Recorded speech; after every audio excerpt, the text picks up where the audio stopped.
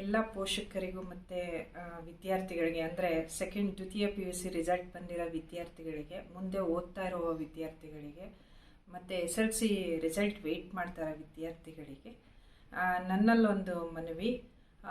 ನೀವು ಯಾರನ್ನು ಕಡಿಮೆ ಮಾರ್ಕ್ಸ್ ಬಂದಿದೆ ಅಂತ ಡಿಸಪಾಯಿಂಟ್ ಆಗೋದು ಬೇಡ, ಅಥವಾ ಫೇಲ್ ಆಗಿದ್ದೀವಿ ಅಂತ ಡಿಸಪಾಯಿಂಟ್ ಆಗೋದು ಬೇಡ. ಪೇರೆಂಟ್ಸು ಅಷ್ಟೇ, ಆದಷ್ಟು ಮನೆಯಲ್ಲಿ ಯಾರಾದರೂ ನೊಂದಿದ್ದಾರೆ ಅಥವಾ ಕಷ್ಟದಲ್ಲಿದ್ದಾರೆ ಅಂದರೆ ಫಸ್ಟು ಮನೆಯವರು ಅವರಿಗೆ ಮಾನಸಿಕ ಸ್ಥೈರ್ಯನ ತುಂಬೋದು ಎಲ್ಲ ಆದ್ಯ ಕರ್ತವ್ಯ ಆಗಿರುತ್ತೆ. ಸೊ ನಾನು ನನ್ನ ಮಗಳು ಏನ್ಸುತ್ತೆ PUC ಎಕ್ಸಾಮ್ ಬರೆದಿದ್ಲು. ನಾನು ದೇವರಲ್ಲಿ ಬೇಡ್ಕೊತಾ ಇದ್ದಿದ್ದು ಒಂದೇ, ಅವಳು ಪಾಸ್ ಆದರೆ ಸಾಕು ಅಂತ ಅಂದ್ಬಿಟ್ಟು. ಒಟ್ಟು ಉತ್ತಮ ಮಾರ್ಕ್ಸ್ ಪಡ್ಕೊಂಡಿದ್ದಾಳೆ, ಇಲ್ಲ ಅಂತಲ್ಲ. ಬಟ್ ನನ್ನ ಈ ವಿಡಿಯೋ ಮಾಡೋದಕ್ಕೆ ಒಂದು ಪ್ರೇರಣೆ ಯಾಕಾಯಿತು ಅಂತಂದರೆ, ನನ್ನ ಮಗಳು ಫ್ರೆಂಡು ನಿನ್ನೆ ನನ್ನ ಮಗಳು ರಿಸಲ್ಟನ್ನು ಅವಳಿಗೆ ವಾಟ್ಸಪ್ಪಲ್ಲಿ ಶೇರ್ ಮಾಡಿದ್ದೆ, ಮಾರ್ಕ್ಸನ್ನು. ಅವಳು ಐ ಗಾಟ್ 82 ಅಷ್ಟೇ ಹಾಕಿ ಬಿಟ್ಟಿದ್ಲು. ಅವಳ ಸಣ್ಣದೊಂದು ಮೆಸೇಜಲ್ಲಿ ಅವಳ ಭಾವನೆ ಅರ್ಥ ಆಯಿತು ನನಗೆ. ಸೊ ಅವಳು ಏನೋ ತುಂಬ ಬೇಸರದಲ್ಲಿದ್ದಾಳೆ ಅಂತ. ಆಮೇಲೆ ಅವಳಿಗೆ ನಾನು ಕಂಗ್ರ್ಯಾಚುಲೇಷನ್ ಡಿಯರ್ ಅಂತ ಹಾಕ್ಬಿಟ್ಟು ನಾನು ವಾಪಸ್ ಅವಳಿಗೆ ಇನ್ನೊಂದು ಮೆಸೇಜ್ ಹಾಕ್ತೆ. ಇಂಗ್ಲೀಷಲ್ಲೇ ಹಾಕಿದ್ದೆ ನಾನು, ನಿನಗೆ ಗೊತ್ತಾ ಪುಟ, ನಾನು PUCನಲ್ಲಿ ಬಯಾಲಜಿನಲ್ಲಿ ಫೇಲ್ ಆಗಿದ್ದೆ. ಸೊ ಅಗೇನ್ ನಾನು 1 ವರ್ಷ ಡಿಸ್ಕಂಟಿನ್ಯೂ ಆಯಿತು. ಆಮೇಲೆ ನಾನು ಎಜುಕೇಷನನ್ನು ಕಂಟಿನ್ಯೂ ಮಾಡಿದೆ. ಸೊ ಜೀವನದಲ್ಲಿ ನಾವು ಏನು ಇದರಲ್ಲ ರ್ಯಾಂಕ್ ತೆಗಿಯೋದು, ಓದುವಾಗ ರ್ಯಾಂಕ್ ತೆಗಿಯೋದು ಅಷ್ಟೇ ಇಂಪಾರ್ಟೆಂಟ್ ಆಗಲ್ಲ. ಜೀವನ ನಡೆಸೋದು ಮತ್ತು ಈ ಸಮಾಜಕ್ಕೆ ಒಂದು ಒಳ್ಳೆ ಕೊಡುಗೆ ಕೊಡೋದ್ರಲ್ಲಿ ನಾವು ರ್ಯಾಂಕನ್ನು ಪಡ್ಕೊಳ್ಬೇಕು ಮಗಳ ಅಂತ ಅವಳಿಗೊಂದು ಮಾರಲ್ ಲೈನ್ಸ್ ಹಾಕಿದ್ದೆ. ಸೊ ಅದಕ್ಕೆ ಅವಳು ತುಂಬ ಖುಷಿಯಾಗಿ ಆಗ ಒಂದು ಲಾಂಗ್ ಮೆಸೇಜ್ ನನಗೆ ವಾಪಸ್ ಹಾಕಿದ್ಲು. ಆಂಟಿ, ನಾನು ಬೆಳಗ್ಗೆಯಿಂದ ತುಂಬ ಡಿಸ್ಟರ್ಬ್ ಆಗಿದೆ, ಎಷ್ಟೇ ಧೈರ್ಯ ತಗೊಂಡ್ರು ಧೈರ್ಯ ಬರ್ತಾ ಇರಲಿಲ್ಲ. ಕೊನೆಗೆ ನಮ್ಮ ಅಮ್ಮನೂ ಸಮಾಧಾನ ಮಾಡಿದ್ರು, ನನಗೆ ಸಮಾಧಾನ ಆಗಿರಲಿಲ್ಲ.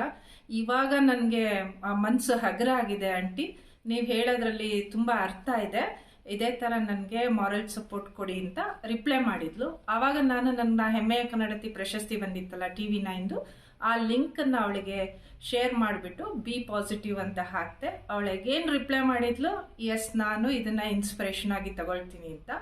ಸೊ ನಾನು ಏನಕ್ಕೆ ಹೇಳ್ತಾ ಇದ್ದೀನಿ ಅಂತಂದರೆ, ಎಷ್ಟೊಂದು ಜನ ಮಕ್ಕಳು ನಾವು ಕಡಿಮೆ ತೆಗ್ದಿದ್ದೀವಿ. ಮೊನ್ನೆ ನಮ್ಮ ಅರಸೀಕೆರೆ ಒಬ್ಬರು ರಿಪೋರ್ಟ್ರದ್ದು ಫೇಸ್ಬುಕ್ಕಲ್ಲಿ ನೋಡ್ತಾ ಇದೆ, 80% ಬಂದಿದೆ ಅಂತ ಒಬ್ಬ ವಿದ್ಯಾರ್ಥಿಯನ್ನು ಆತ್ಮಹತ್ಯೆ ಮಾಡ್ಕೊಂಡಿದ್ದಾರೆ ಅಂತ ಅಂದ್ಬಿಟ್ಟು. ಇದನ್ನೆಲ್ಲ ಕೇಳುವಾಗ ಬೇಜಾರಾಗುತ್ತೆ. ಏನಕ್ಕೆ ಅಂದರೆ, ನಾನು Jawahar Navodaya Vidyalaya ಮಾವಿನಕೆರೆನಲ್ಲಿ first batch student. ನನಗೂ ದೇವರು ಒಳ್ಳೆ ಬ್ರಿಲಿಯನ್ಸಿ ಕೊಟ್ಟಿದ್ದ. ಬಟ್ ನಾನು ಒಂದು ತಪ್ಪಲ್ಲಿ ಏನಂದರೆ, ಹಾರ್ಡ್ ವರ್ಕ್ ಮಾಡ್ತಾ ಇರಲಿಲ್ಲ. ಕ್ಲಾಸಲ್ಲಿ ಏನು ಪಾಠ ಮಾಡ್ತಾ ಇದ್ರೆ ಅದಷ್ಟೇ ಕೇಳ್ಕೊಳ್ತಾ ಇದ್ದೆ. ಸೊ ನನ್ನ ಒಂದು CBSEನೇ ನಂದು ಫಿಸಿಕ್ಸು 70 ಇತ್ತು, ಕೆಮಿಸ್ಟ್ರಿ 67 ಇತ್ತು. ಸೊ ನೆಕ್ಸ್ಟು ಮ್ಯಾಥ್ಸ್ ಕೂಡ 50 ಇತ್ತು. ಅಂದರೆ ಒಂದು ಅವರೇಜ್ ಸ್ಟೂಡೆಂಟ್ ನಾನು. ಬಟ್ ನಾನು 1 ವರ್ಷ ಬಯಾಲಜಿ ನಾನು ಫೇಲ್ ಆದೆ, 40 ಮಾರ್ಕ್ಸ್ ಬಂದಿತ್ತು CBSE.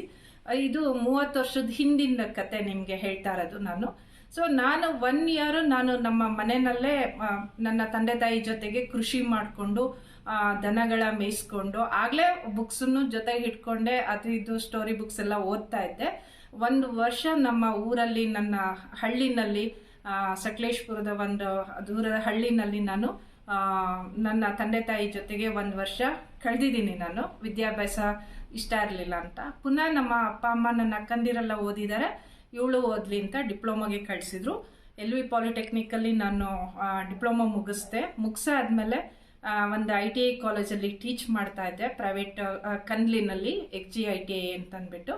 ಸೊ ನೆಕ್ಸ್ಟ್ ನಾನು ಅಲ್ಲಿ ಇರುವಾಗನೇ KPSC ಎಕ್ಸಾಮಲ್ಲಿ 2005ರಲ್ಲಿ ನಾನು KPSC ಪಾಸ್ ಮಾಡಿ ನಗರಾಭಿವೃದ್ಧಿ ಇಲಾಖೆಗೆ ನಾನು ಜೂನಿಯರ್ ಇಂಜಿನಿಯರ್ ಆಗಿ ಆಯ್ಕೆ ಆದೆ. ಈಗ ನನಗೆ ಈ ಅಕ್ಟೋಬರ್ ಬಂದರೆ 20 ವರ್ಷ ಸರ್ವಿಸನ್ನು ಮುಗಿಸಿದ್ದೀನಿ. ಜೀವನದಲ್ಲಿ ಸಾಕಷ್ಟು ಅನುಭವಗಳಾಗಿದ್ದಾವೆ, ಒಳ್ಳೆಯದು ಕೆಟ್ಟದೆಲ್ಲ. ಬಟ್ ನಾನು ಪ್ರತಿ ಹಂತದಲ್ಲೂ ನಾನು ಫೇಲ್ ಆದಾಗಲೂ ಅಷ್ಟೇ, ನನ್ನ ಫ್ರೆಂಡ್ಸ್ ಎಲ್ಲ ಫಸ್ಟ್ ಕ್ಲಾಸ್ ಎಲ್ಲ ಪಾಸ್ ಆದಾಗ ಆ ಕ್ಷಣಕ್ಕೆ ನನಗೂ ಬೇಸರ ಆಗಿತ್ತು, ಇಲ್ಲ ಅಂತಲ್ಲ. ಬಟ್ ನಾನು ಪ್ರತಿ ಟೈಮು ನನ್ನ ಅಪ್ಪ ಅಮ್ಮ ಕಷ್ಟ ಬಂದಾಗೆಲ್ಲ ನನ್ನ ತಂದೆ ತಾಯಿ ಮುಖನ ಒಂದ್ಸತಿ ನನ್ನ ಕಣ್ಮುಂದೆ ಬರ್ಸ್ಕೊಳ್ತಾ ಇದ್ದೆ. ಹಾಗಾಗಿ ನಾನು ಜೀವನನ ಧೈರ್ಯವಾಗಿ, ಅಂದರೆ ಅವ್ರ ಮುಂದೆ ನಾನು ಏನು ಕೆಟ್ಟ ನಿರ್ಧಾರ ಮಾಡಬಾರ್ದು ಅಂತ ಅಂದ್ಬಿಟ್ಟು ನಾನು ಜೀವನನ ಬಂದಿದ್ದ ಕಷ್ಟಗಳನ್ನೆಲ್ಲ ಧೈರ್ಯವಾಗಿ ಎದುರಿಸ್ತಾ ಬಂದೆ. ಹೇಳೋದಕ್ಕೆ ಸಾಕಷ್ಟು ಇದೆ. ಬಟ್ ಮಕ್ಕಳಿಗೆ ಒಂದೇ ನಾನು ಹೇಳ್ತೀನಿ, ಈಗ ನಾನು ನೋಡಿ ನನ್ನ ಸರ್ವೀಸಲ್ಲಿ ಸರ್ವಿಸ್ ಮಾಡ್ತಾನೆ ಕಷ್ಟದ ಜೊತೆಗೆ ಒಳ್ಳೆ ದಿವಸಗಳನ್ನು ನೋಡಿದ್ದೀನಿ, ಒಳ್ಳೊಳ್ಳೆ ಪ್ರಶಸ್ತಿಗಳನ್ನು ತಗೊಂಡಿದ್ದೀನಿ ನನ್ನ ಸೇವೆಗೆ. ನಂದೇನು ಅಂತಂದ್ರೆ ಭಗವಂತ ನನ್ನನ್ನು ಒಂದು ಜವಾಬ್ದಾರಿಯಿಂದ ಇಲ್ಲಿಗೆ ಕಳಿಸಿದ್ದಾನೆ. ಆ ಜವಾಬ್ದಾರಿಯನ್ನ ಸರಿಯಾಗಿ ನಿಭಾಯಿಸ್ಬೇಕು. ನಾನೇನು ವಿದ್ಯಾರ್ಥಿ ಜೀವನದಲ್ಲಿ ಸರಿಯಾಗಿ ಅಚೀವ್ ಮಾಡೋಕ್ಕಾಗಿರ್ಲಿಲ್ಲ, ಅದನ್ನ ನನ್ನ ವೃತ್ತಿ ಜೀವನದಲ್ಲಿ ಕಷ್ಟಪಟ್ಟು ಕೆಲಸ ಮಾಡ್ತಾ ಇದ್ದೀನಿ. ಸರ್ಕಾರಿ ಕೆಲಸ ಆದ್ರೂ ನಮಗೆ ಅವಕಾಶ ಸಿಕ್ಕಿದಾಗ ಹಗಲು ರಾತ್ರಿ ಕೂಡ ಕೆಲಸ ಮಾಡಿದ್ದೀವಿ. ನಾವು ರಜದ ದಿವಸನೂ ಕೆಲಸ ಮಾಡಿರ್ತಿರ್ತೀವಿ. ಯಾವಾಗ ಇಂಜಿನಿಯರ್ಗೆ ಸೈಟಲ್ಲಿ ಕೆಲಸ ಇರಲ್ಲ ಅವಾಗ ಸ್ವಲ್ಪ ನಾವು ಫ್ರೀ ಇರ್ತೀವಿ. ಬಿಟ್ರೆ ನಾನು ಈಗ ಸಮಯನ ವ್ಯರ್ಥ ಮಾಡಬಾರ್ದು, ಮತ್ತೆ ನನಗೆ ದೇವ್ರು ಪನಿಷ್ ಮಾಡ್ತಾನೆ ಅಂತ ಅಂದ್ಬಿಟ್ಟು ಆ ಒಂದು ದೃಷ್ಟಿನಲ್ಲಿ ಹಾರ್ಡ್ ವರ್ಕ್ ಮಾಡ್ತಾ ಇದ್ದೀನಿ. ಆ ಹಾರ್ಡ್ ವರ್ಕ್ ಇವತ್ತು ನನ್ನನ್ನು ಧೈರ್ಯವಾಗಿ ಇಲಾಖೆಯಲ್ಲಿ ಮುನ್ನಡೆಸಿದೆ.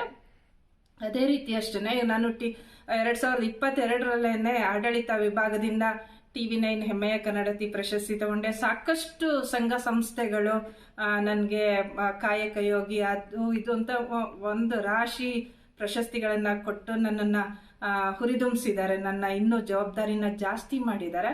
ಸೊ ನಾನು ಓದ್ಲಾಗಿ ನಾನು ಒಂದು ವೃತ್ತಿನಲ್ಲಿ ಇರಲಾಗಿ ಇಂಚರ ಅಂತ ಒಂದು ಹುಡುಗಿ ಏನು ಪೇಷಂಟ್ ಬಳಲ್ತಾ ಇದ್ಲು TBಯಿಂದ, ಅವಳಿಗೆ ನಾನು ಸಹಾಯ ಮಾಡಿ ಇವತ್ತು ಅವಳು ಕೂಡ ಸಾವಿನ ದವಡೆಯಿಂದ ನನ್ನಂಥವ್ರು ಎಷ್ಟೊಂದು ಜನ ಅವಳಿಗೆ ಸಹಾಯ ಮಾಡಿದ್ದಾರೆ. ಅಂದರೆ ನಾವು ಉಳಿಯೋದಲ್ದಲ್ಲೇ ಇನ್ನೊಬ್ರು ಜೀವನ ಉಳಿಸ್ಬೋದು ನಮ್ಮ ಕೈಯಲ್ಲಿ ಒಂದು ಒಳ್ಳೆತನ ಇದ್ರೆ ಅನ್ನೋದಕ್ಕೆ ನಾನೇ ನಿದರ್ಶನ. ನಾನು ಒಂದು ವೇಳೆ ಫೇಲ್ ಆದೆ ಅಂತ ಅಂದ್ಬಿಟ್ಟು ಆತ್ಮಹತ್ಯೆ ಯೋಚನೆ ಮಾಡಿದರೆ ಅಥವಾ ಇನ್ನೊಂದು ಯೋಚನೆ ಮಾಡಿದರೆ ಇವತ್ತು ನಾನು ಎಷ್ಟೊಂದು ಜನಕ್ಕೆ ಉದಾಹರಣೆಯಾಗಿ ಇರ್ತಾ ಇರಲಿಲ್ಲ. ಪೋಷಕರು ಅಷ್ಟೇನೆ ಬೇರೆ ಮಕ್ಕಳ ಜೊತೆಗೆ ನೀವು ತಮ್ಮ ಮಕ್ಕಳನ್ನ ಕಂಪೇರ್ ಮಾಡೋದನ್ನ ಬಿಡಿ ಮೊದಲು. ಏನಕ್ಕೆ ಅಂದರೆ ಒಬ್ಬೊಬ್ರದ್ದು IQ ಒಂದೊಂದು ಥರ ಇರುತ್ತೆ, ಬ್ರಿಲಿಯನ್ಸಿ. ಸೊ ಹಾಗಾಗಿ ಬುದ್ಧಿಮಟ್ಟ ಅಂದರೆ ಎಲ್ಲರೂ ಬುದ್ಧಿವಂತರೇ ಆದರೆ ಈ ಪ್ರಪಂಚದಲ್ಲಿ ಅದು ಬೇರೆ ಥರನೇ ಆಗ್ತಾ ಇತ್ತು. ಸೊ ನಾವು ಪೇರೆಂಟ್ಸ್ ಫಸ್ಟ್ ನಾವೆಷ್ಟು ಬುದ್ಧಿವಂತರಿದ್ದೀವಿ ಅದಕ್ಕೆ ತಕ್ಕಾಗಿ ನಮ್ಮ ಮಕ್ಕಳ ಬಂದಿರ್ತಾರೆ. ಅದನ್ನ ಫಸ್ಟ್ ಪೋಷಕರು ಅರ್ಥ ಮಾಡ್ಕೋಬೇಕು. ಆಮೇಲೆ ನಿಮ್ಮ ಮಕ್ಕಳ ಇದನ್ನ ಶಕ್ತಿನ ಬೇರೆ ಮಕ್ಕಳ ಜೊತೆಗೆ ಚಾಲೆಂಜ್ ಮಾಡಬೇಡಿ. ಒಬ್ಬೊಬ್ರದ್ದು ಒಂದೊಂದು ಥರ ಇರೋದ್ರಿಂದ ಸೊ ನಿಮ್ಮ ಮಕ್ಕಳನ್ನೇ ನೀವು ಟಾಪ್ ಅಂತ ಅಂದ್ಬಿಟ್ಟು ಅವರಿಗೆ ಒಂದು ಮಾನಸಿಕ ಸ್ಥೈರ್ಯನ ತುಂಬಿಸಿ. ನಾವು ನೋಡಿದ್ದೀವಿ ಎಷ್ಟೊಂದು ಜನ ಅವ್ರ ಮಕ್ಕಳು ಡಾಕ್ಟರ್ ಓದ್ತಾ ಇದ್ದಾರೆ, ನೀಟ್ ಓದ್ತಾ ಇದ್ದಾರೆ, ನೀವು ಓದಿ ಅಂತ ಇದು ಮಾಡೋದು, ಇಂಜಿನಿಯರಿಂಗು ಆ ಥರ ಕಾಂಪೀಟ್ ಮಾಡಿಸ್ಬೇಡಿ ದಯವಿಟ್ಟು. ಮಕ್ಕಳು ಸೆಕೆಂಡ್ PUC 10th ಅವ್ರಿಗೆ ಆದಂಥ ಒಂದು ಆಲೋಚನೆ ಶಕ್ತಿ ಕಡಿಮೆ ಇರುತ್ತೆ. ಅದನ್ನು ನಾವು ಸಪೋರ್ಟ್ ಮಾಡಿ ಮಕ್ಕಳಿಗೆ ಇಲ್ಲ ಮಗನೇ ಅಥವಾ ಮಗಳೇ ನೀನು ನೆಕ್ಸ್ಟು ಹಿಂಗೆ ಮಾಡ್ಬೋದು. ಎಷ್ಟೊಂದು ಉದಾಹರಣೆಗಳಿದ್ದಾವೆ. ಎಲ್ಲ ರ್ಯಾಂಕ್ ಬಂದವರೆಲ್ಲ ಲೈಫಲ್ಲಿ ಸೆಟ್ಲ್ ಆಗಿಲ್ಲ, ಅದನ್ನು ಫಸ್ಟ್ ತಿಳ್ಕೊಬೇಕಾಗತ್ತೆ. ಜೀವನದಲ್ಲಿ ನಾವು ರ್ಯಾಂಕ್ ಬರಬೇಕು. ಈ ಜೀವನದಲ್ಲಿ ಎಷ್ಟೊಂದು ಅಡೆತಡೆಗಳು ಬರ್ತವೆ, ಅದನ್ನೆಲ್ಲ ಎದುರಿಸಿ ಒಂದು ಉತ್ತಮ ಜೀವನ ನಡೆಸೋದೇ ನಿಜವಾದ ಒಂದು ಇದು. ಅದರಲ್ಲಿ ರ್ಯಾಂಕ್ ತಗೊಳ್ಳೋದೇ ನಮ್ಮ ಒಂದು ಆದ್ಯ ಕರ್ತವ್ಯ ಆಗಿರಬೇಕು. ಮತ್ತೆ ನಾವು ಸಮಾಜಕ್ಕೆ ಏನಾದರೂ ಕೊಡುಗೆ ಕೊಡಬೇಕು. ಇವತ್ತು ಎಷ್ಟೊಂದು ಸಾಧಕರಿದ್ದಾರೆ, ಆ ಸಾಧಕರನ್ನೆಲ್ಲ ಒಂದ್ಸತಿ ಪೋಷಕರು ಆ ಸಾಧಕರ ಬಗ್ಗೆ ಮಕ್ಳಿಗಿಂತ ಪೋಷಕರು ಜಾಸ್ತಿ ಆ ಸಾಧಕರ ಬಗ್ಗೆ ಮಕ್ಳಿಗೆ ಹೇಳಬೇಕು. ಯಾರನ್ನೂ ಸಾಧಕರೆಲ್ಲ ಆಲ್ಮೋಸ್ಟ್ ನಮಗೆ ಗೊತ್ತಿರೋಂಗೆ ಎಲ್ಲ ರ್ಯಾಂಕ್ ತಗೊಂಡೇ ಬಂದಿರೋರಲ್ಲ, ಬಟ್ ಅವರು ಜೀವನದಲ್ಲಿ ರ್ಯಾಂಕ್ ತಗೊಂಡು ಇವತ್ತು ಸಾಧಕರಾಗಿ ನಿಂತಿದ್ದಾರೆ ನಮ್ಮ ಮುಂದೆ ಎಲ್ಲ. ಸೊ ಮಕ್ಕಳಿಗಿಂತ ಹೆಚ್ಚು ಪೋಷಕರು ಮಕ್ಕಳನ್ನ ಧೈರ್ಯದಿಂದ ಇರಂಗೆ ನೀನು ಎಷ್ಟಾರು ತೆಗಿ, ಅಥವಾ ಒಂದು ವೇಳೆ ಆಯಿತು ಕಷ್ಟಪಟ್ಟು ಓದಿದೆಯಾ ಆದರೂ ಕಡಿಮೆ ಬಂದಿದೆ ಅದಕ್ಕೇನು ಚಿಂತೆ ಮಾಡಬೇಡ. ಸಾಕಷ್ಟು ಜೀವನದಲ್ಲಿ ಅವಕಾಶಗಳಿದ್ದಾವೆ ನಮಗೆ ಮುಂದೆ ಬರೋದಕ್ಕೆ, ಅದ್ರಲ್ಲಿ ನೋಡಿದ್ರಾಯ್ತು ಅಂತ ಮಕ್ಕಳನ್ನು ಹುರಿದುಂಬಿಸ್ಬೇಕು. ಅಕ್ಕಪಕ್ಕದವರು ಅವರಿಗೆ ಅದೇ ರೀತಿ ಉದಾಹರಣೆ ಕೊಡಬೇಕು. ಯಾರನ್ನು ಆಡ್ಕೋಬೇಡಿ, ನೀನು ಇಷ್ಟೇ ತೆಗ್ದಿರೋದ, ನಿನ್ನ ಕೈಲಿ ಇಷ್ಟೇ ಆಗದ, ನೋಡು ನಮ್ಮ ಅಕ್ಕನ ಮಕ್ಕಳು, ನನ್ನ ಅಣ್ಣನ ಮಕ್ಕಳು, ನನ್ನ ತಮ್ಮನ ಮಕ್ಕಳು ಎಷ್ಟು ಸ್ಕೋರ್ ಮಾಡಿದ್ದಾರೆ, ನನ್ನ ಮಕ್ಕಳು ಹಂಗೆ ಮಾಡಿದ್ರು ಹಿಂಗೆ ಮಾಡಿದರು. ಆ ಥರ ಮಕ್ಕಳನ್ನ ದಯವಿಟ್ಟು ಡಿಮೋಟಿವೇಟ್ ಮಾಡಬೇಡಿ. ಸೊ ಈಗಲೂ ನೆಕ್ಸ್ಟ್ ಇನ್ನು SLC ರಿಸಲ್ಟ್ ಬರ್ತಾ ಇದೆ. ಆ ಮಕ್ಕಳಿಗೂ ನಾನು ಇಷ್ಟೇ ಹೇಳೋದು, ನಾನು SLCನಲ್ಲೂ ಅವರೇಜ್ ಸ್ಟೂಡೆಂಟು, ಸೆಕೆಂಡ್ PUCನೂ ನನ್ನ ಬಯಾಲಜಿ ಫೇಲ್ ಆಗಿತ್ತು, ಡಿಪ್ಲೊಮಾದಲ್ಲೂ ನಾನು ಅವರೇಜ್ ಸ್ಟೂಡೆಂಟೇ, ಎಲ್ಲೂ ನನ್ನ ರ್ಯಾಂಕ್ ಸ್ಟೂಡೆಂಟ್ ಅಲ್ಲ. ಆದರೂ KPSC ನಡೆಸೋ ಅಂಥ ಒಂದು ಕಾಂಪಿಟೇಟಿವ್ ಎಕ್ಸಾಮಲ್ಲಿ ನಾನು ಜನರಲ್ ಮೆರಿಟಲ್ಲಿ ಜೂನಿಯರ್ ಇಂಜಿನಿಯರ್ ಆಗಿ ಆಯ್ಕೆ ಆಗಿರೋದು. ಈಗ ಹಾಲಿ ನಗರಸಭೆಯಲ್ಲಿ ಜೂನಿಯರ್ ಇಂಜಿನಿಯರ್ ಆಗಿ ಕೆಲಸ ಮಾಡ್ತಾ ಇದ್ದೀನಿ. ಸೊ ನೀವು ಎಷ್ಟೊಂದು ಜನ ನಿಮಗೆ ಅಂದರೆ ದೊಡ್ಡವ್ರದ್ದು ಉದಾಹರಣೆ ತಗೊಳಕ್ಕಾಗಿಲ್ಲ ಅಂತಂದ್ರೂ ಅಟ್ಲೀಸ್ಟ್ ನಿಮ್ಮ ಅಕ್ಕಪಕ್ಕ ಇರೋ ನಮ್ಮಂಥವ್ರದ್ದು ಉದಾಹರಣೆನೂ ತಗೊಳ್ಳಿ. ಓದಾಗಿದೆ, ಕಷ್ಟಪಟ್ಟಾಗಿದೆ, ರಿಸಲ್ಟ್ ಬಂದಾಗಿದೆ.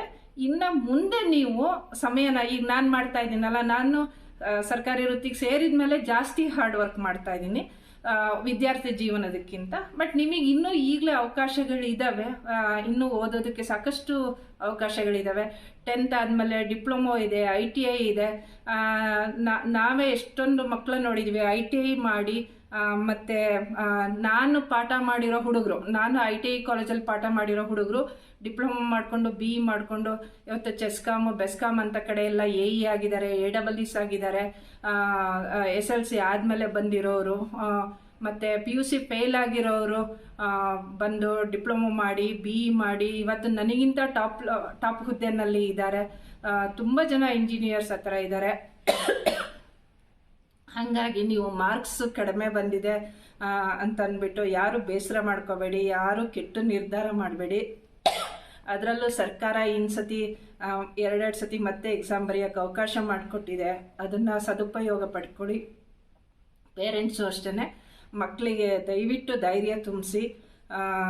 ಮಕ್ಕಳು ಚೆನ್ನಾಗಿ ಓದ್ತಾರೆ, ಅವರಿಗೆ ಆಲೋಚನೆ ಶಕ್ತಿ ಕಡಿಮೆ ಇರುತ್ತೆ. ಮೊಮೆಂಟಲ್ಲಿ ಪೇರೆಂಟ್ಸ್ ಆದವರು ಜೊತೆ ನಿಂತ್ಕೋಬೇಕು ಅಂತ ಕೇಳ್ತಾ ನನ್ನ ಮಾತು ಮುಗಿಸ್ತಾ ಇದ್ದೀನಿ. ನಮಸ್ಕಾರ.